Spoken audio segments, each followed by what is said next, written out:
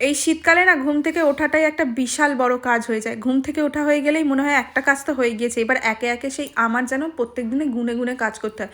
আর তার থেকেও বড় কাজ হচ্ছে স্নান করা, জামা কাপড় কাচা। প্রচণ্ড ঠান্ডার মধ্যে না হাত পা আর একদম চলে না, পুরো জমে যাচ্ছে। যাই হোক, স্নান করা হয়ে গিয়েছে মানে সারাদিনের একটা বিশাল বড় কাজ হয়ে গেছে। আর আজকের আমি অনেকটা জামা কাপড় কেচেছিলাম, তাই ছাদে গিয়ে খানিকটা মেলে এসেছিলাম। তারপরে হচ্ছে আমার ঠাকুরের কাজ শুরু করা হয়। আর ঠাকুরের কাজ শুরু করলে বাধা দেওয়ার জন্য একজন তো দেখছো সারাক্ষণ বসে থাকে। ওকে ওখান থেকে একটা মুহূর্তের জন্য নড়ানো যায় না। কেউ যদি ওকে জোর করে ঘরে নিয়ে গেছে, তাকে তো পুরো কামড়ে আছড়ে ছিঁড়ে আবার ও আমার কাছে চলে আসে।